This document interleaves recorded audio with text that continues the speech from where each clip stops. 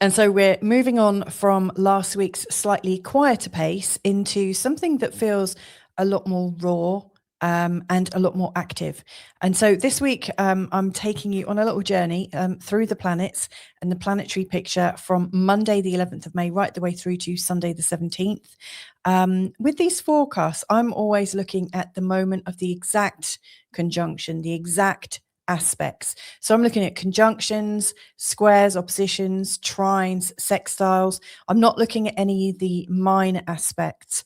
Now, in this week ahead, we've got a new moon coming up. That's on Saturday, the 16th. It's a new moon in Taurus. If you are somebody with a lot of fixed energy, especially if it's at the end of the signs, then this is really going to be picking up for you. This is likely to be something that is really felt. And most likely you're really feeling into that space of, I'm really ready for a new start right now. And, to be fair, a lot of us will be feeling like that in this week ahead. We are in the tail end of the waning phase. And what that means is, we're starting to come into ourselves. We need to rest a lot more. We're wanting to reflect, really to catch up with what's been going on. And it's a real time of integration. Now, that said, there is something that's going to be building this week, and it's going to get stronger and stronger as we get to the new moon. And that is Mars in a conjunction with Chiron. And so that's the crux of what we're talking about here this week, because I think Mars in a conjunction to Chiron is really going to be shaping our week. Now, you might think, well, it's just two planets. Mars moves, he's not slow, he does go through quite a lot of the zodiac each year, but they only come into contact with each other every 2 years, and this is going to be the last time they come together in the sign of Aries. Now, Aries is ruled by Mars, and so Mars, first of all, is really, really strong in the sign of Aries. And, Mars is known as being a god of war. He's very masculine. He is full of thrusting energy. He's also super sexual. He absolutely wants to have his own way. And he's really happy to go solo as well. Mars, especially when he's in Aries, he will go off on his own. He will find his own journey and he'll just go and do it. And he expects everyone else to kind of move out the way or kind of rearrange everything around him. He's actually not bothered if you arrange everything around him anyway, because he's going to do it anyway. He's really committed, so Mars kind of is like, see ya, and off. He just gets on and does what he wants to do. But Chiron has been, is it fair for me to say, lingering in Aries for a really long time now, especially for all of us. I say us because I'm in this category. If you're somebody with Chiron in Aries, you really will have felt this whole transit, I'm sure, because, Chiron, where he is in our birth chart, it really shows how we relate to wounding. How, are we able to get over the wounding that we've, we've experienced in our lives? Now, it's not just wounding, it's also our physical health, our physical stamina, and the mastery that comes with facing the things that have happened. Now, a few weeks ago, somebody actually commented and said, damn you, Louisa, you don't ever get over a Chiron wound. Chiron wounds are, forever. They are like a stamp on you, like Chiron shows that thing that you never, ever heal from. And, to that, I really want to say that I don't practice astrology in that way. For me, I think every planet has an absolute negative and every planet has an absolute positive, and we can be kind of moving between those poles of how we're going to use that energy at any time in our lives. I absolutely believe in the possibility, and I believe that Chiron is here as a teacher. I mean, he is known as a teacher, and he could heal everybody else. He might not have been able to heal himself when he was physically alive, but if you look at the story of Chiron, he does actually transcend his pain. And that was, that's the whole focus of this story. Can you transcend pain? Can you Can you find a way out of your pain? Now, he did by trading in his immortality for mortality. And when that happened, he actually physically died. And that's where I think this story is interesting, because Chiron, to me, I understand some people might have different views. Chiron, to me, is showing where we can transcend a pain with an ego death, not necessarily a physical death, but an ego death. Like, where is something that we're really attached to and really pained by? Is there a possibility that that can pass away? Is there a possibility that we can move beyond it? I actually think there is. I do, however, recognize I don't think I've actually got over anything necessarily. I probably the most accurate depiction that I've come across is that things change and that I get little waves and little ripples, like if you throw a pebble into some water, you'll get these ripples out. And first of all, you might get massive shock waves, but over time they dissipate and they're felt less and less and less. Mostly in my own experience, it might be different for you. And, what I've learned from that is that you can learn from what you're feeling. And so this is interesting because as Mars comes closer and closer to Chiron, I think some of the self-cruelty we have perpetrated on ourselves is likely to come up in a big way. So I do want to explore this a little bit in this forecast. Now, it's not all doom and gloom, and I absolutely don't think this is doom and gloom either, though I do think it could feel very raw, very sore, very, very real. The last time these two came together, I actually had an experience that I was sent some really nasty hate mail by somebody. And interestingly, I actually know their chart, and this person had the previous one right on their moon. And so, it's kind of fascinating to me when I look at this. I remember what happened last time, and it was really nasty, not nice at all, which really talks about the rawness of what somebody was feeling, and how, Mars, when he's not happy in the sign of Aries, can absolutely lash out and go to war. Even if it might not be the right thing to do, it might not be sensible to do. I don't suppose it made anyone feel any better.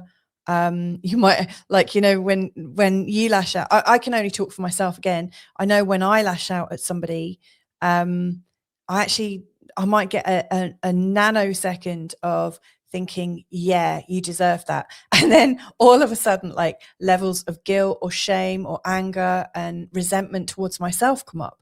I start to, think, oh, why did I do that? Like, what was the purpose of that? Why would I want to hurt another person? So I think it's going to bring up quite a lot of stuff. And I've put the dates in here of the previous ones. If I just go back, these are the previous Mars and Chiron conjunctions. Not the exact dates, but the months, because, it comes in for a while and it fades out for a while. So, if you have experienced some really high tensions in July 2020, June 2022, May 2024, in particular at the end of May 2024 and slightly into June, and then we've got this one coming up this week, then you'll understand the energy that we're talking about here.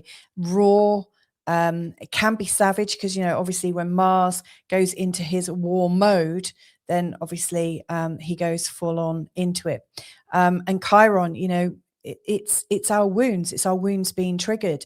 And, some people, when their wounds are triggered, will sit in a corner and, like cry, or, personally, I would rather just like sleep it off.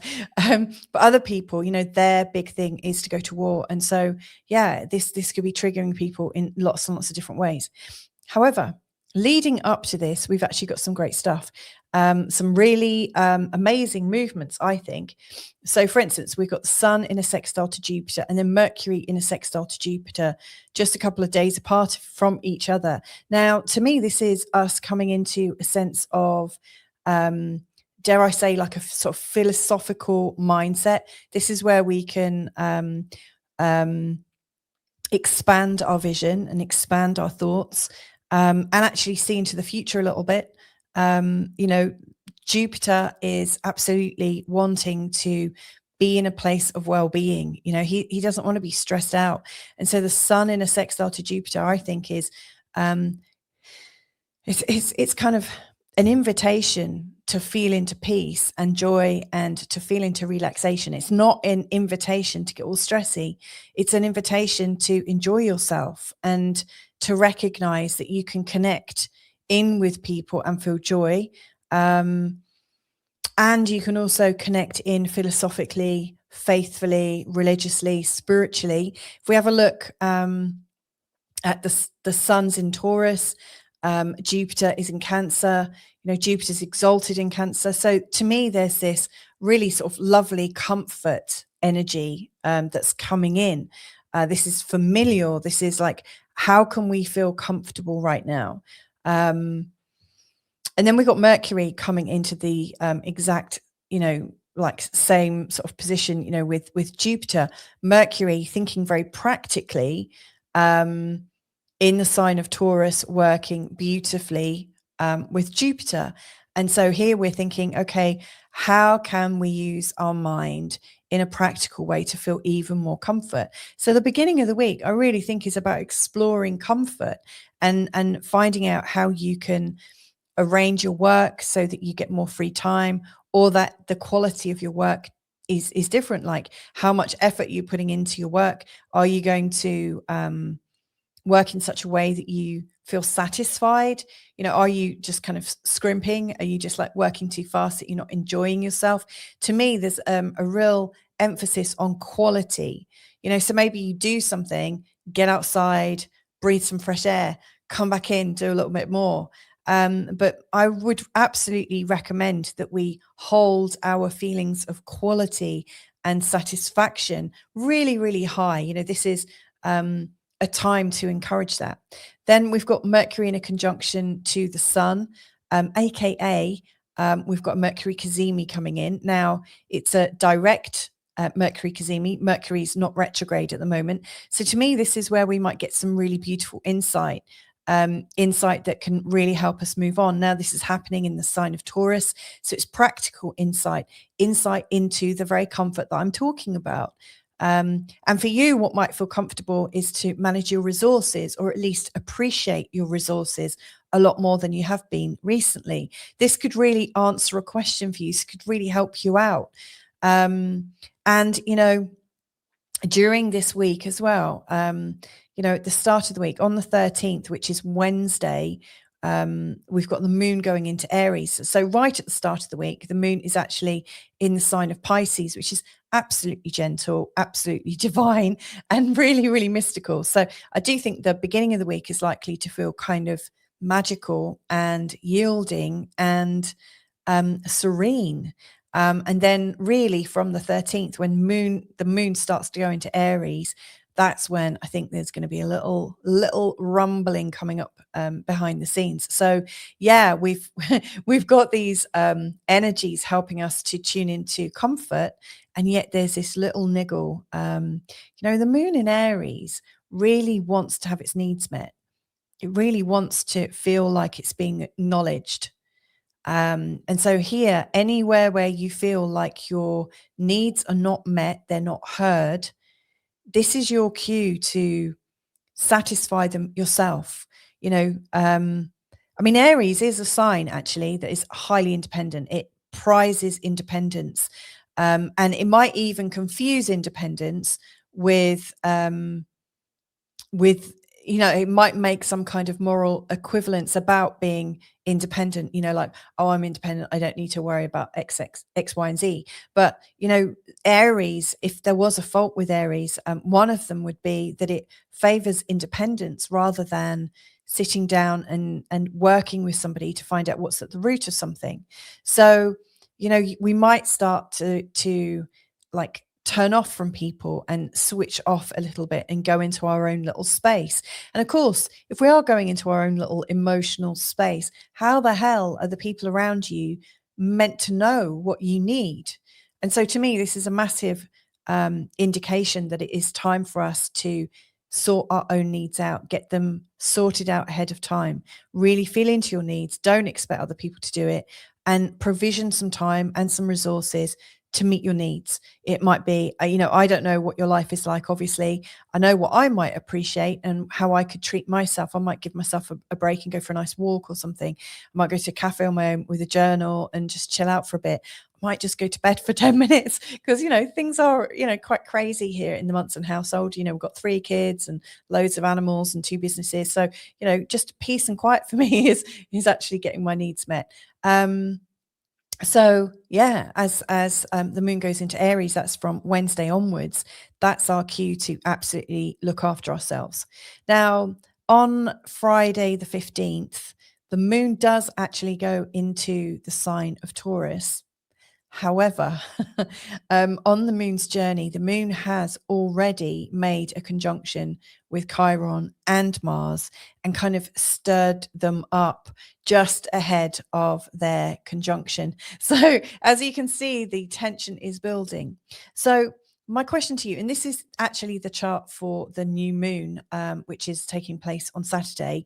And you can see both the moon and the sun here are at 25 degrees 57 in the sign of Taurus. They've got Mercury not far away. They've also got Ceres. This is really telling, actually. They've also got Ceres at 25 degrees as well. Now, Ceres is known as a goddess of nurturing, and she is kind of like Mother Earth in many respects. She's known as Demeter in other traditions, and she is known for the great harvest. She's known for the cycles and the seasons. She is also known for cycles of grief. And so with this new moon, this could absolutely show where our grief comes up a little bit, and it comes up to be explored. It comes up to be felt, really truly felt. But in the sign of Taurus, this is to be felt in such a way that you can understand yourself, that you might be able to hold yourself, you might be able to grip the grief somehow, that you might be able to recognize what you've been holding on to. So this is interesting. We've got this very, very healing, regenerative new moon in a sign that values comfort and values self-esteem and values building people up and building resources up and stabilizing things, versus a very angry conjunction between Mars and Chiron. Now, you might ask yourself, why is Mars so angry at Chiron? I mean, Chiron is a wounded healer. That's one of the things he's known as. I actually prefer to think of him as a master healer and a coach, because once you get over the obligatory or appears to be obligatory view that he's all about your wounds, I think we're missing a trick when we just think that he is a wounded healer. It's almost lazy to assume that that is his only role. Chiron actually gives us some of the most transcendent and beautiful lessons that we can get, because Chiron is asking us to face what we feel vulnerable about, to embrace our vulnerability, to recognize where we're being brave, we're glossing over something, we're not paying attention to what's going on. And yet you might have an issue with somebody and you might logically let go of it, and you might think you're completely free of it, and yet your body still remembers the exact sequence of fear or shame or anger or grief or whatever it is in your body. And so Chiron does work on a spiritual and also on a body level. And, shaming Chiron up for being weak or being vulnerable just doesn't help Chiron at all. And of course, that's what Mars does. Mars values strength. Mars values power. And Mars really values independence. And he kind of values and almost glorifies the idea of being a warrior, of being a soldier, like being under attack and still going through it. It's almost a bit kamikaze. Now, obviously, again, you could say, well, hang on, Louisa, you're kind of judging Mars as a one-trick pony as well. And you're right. I mean, the other side of Mars is he shows us where our courage is. He shows us where we can take action from a really integrated place. And so, I guess what I want to share here is we can look at the planets in their real sort of distorted view, which is where it's got really heavily stereotyped, and Chiron is heavily stereotyped when it's just about getting ill and having bad news and having a terrible day and feeling really like something is happening and you've got no agency. I mean, this is the thing. This is why I call myself Feel Good Astrology, even though I'm talking about quite serious stuff here. For me, astrology is here to give us agency. It's not here to disempower us. It really isn't here to disempower us. It's to show us where we might get triggered. It's to show us where we might feel vulnerable. And it's to show us that when we can see that and when we can face it, and we might not be ready to face it just yet, we might not be ready to face it in 5 years, but it shows us, it gives us a lovely map. It allows us to come back into agency. And that's the key thing here. So Chiron and Mars, when they're not working at their stereotypical energy that a lot of kind of pop culture astrology will absolutely tie them into, what you get with that is the courage to face what makes you vulnerable, and the courage to not shame yourself, the courage to recognize your body might still need to catch up. I think bodies are slower than the mind. Like the mind goes really, really quick and it zooms off, it goes, but the body holds on to stuff. And so here we've got the potential for a real physical healing where we don't have to have shame. We don't have to bully ourselves. We don't need to be cruel to ourselves.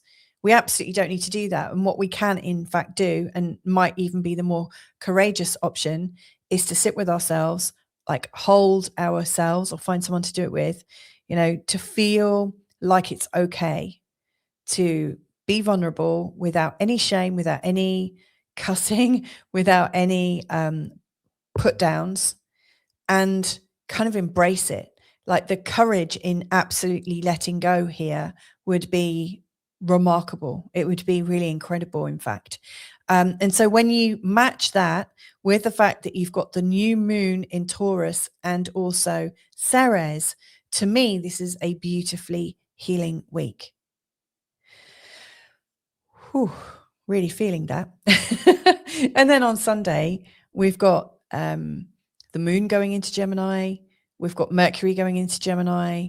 Venus is still in Gemini. Uranus is in Gemini. And so to me, it feels like we're moving into a whole new scene. So, if this week was a play, I would say just before it's always darkest just before dawn, and that dawn is coming on the 17th as everything's starting to go into Gemini. Things are freshening up, things are livening up. It feels really great, and we might feel a lot more ready to take support from people. Gemini is a hugely social sign, and it's really light, it's really beautiful, it's really sparkly, and it's fun.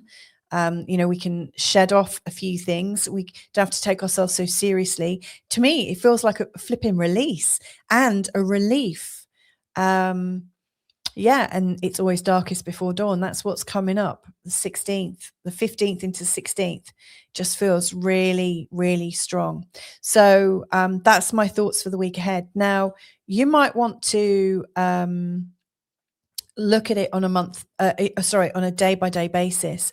I actually do that in my free community on the school platform. You'll see I've got little notes here for myself. I work from these slides within my community. So every day, or like 5 days a week, I do forecasts for 7 days. And I'll talk about what the moon is applying into an aspect with. For instance, on Tuesday, a sextile to Mercury, a trine to Jupiter, sextile Sun, square Venus. And my forecasts on the community are a lot more open. They get a little bit potty mouth sometimes, and they're a little bit woo-woo as well sometimes. But if you want to go that bit deeper with me, then feel free to join my community. It's free to join. And it's on the school platform. It's www.skool.com/feelgoodastrology. You could also just have a look at that QR code above, and that will also take you there. So that's about it, really. That's a wrap. Now, as we come into the following week, what's happening after this week, we're going to have a rapid change in energy.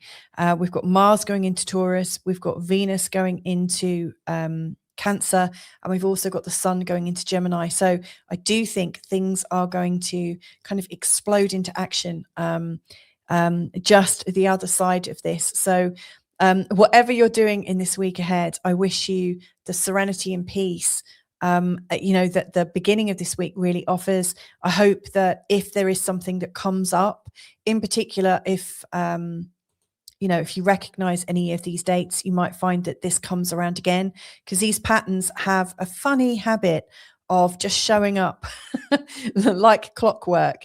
They're very interesting. So they get together pretty much every 2 years. So watch out for those dates. And like I said, these are the clues that you're going into more of a distorted Mars and Chiron perspective. That's if you're attacking yourself. If you think you're attacking yourself, you're making yourself safe, like self-attack, like to, I don't know, make you a bit butcher, a bit stronger, toughen you up. It's probably not going to help. It's actually okay to be strong in yourself, but you don't have to actually change. I think that's the whole purpose of this. Like, how can you accept yourself as strong as you are, even when you're vulnerable? That's a big question, isn't it? So anyway, leaving that with you. Have a beautiful one. If you'd like to work with me, then just get in touch. All of my details are below, but have a fabulous week ahead. Bye for now.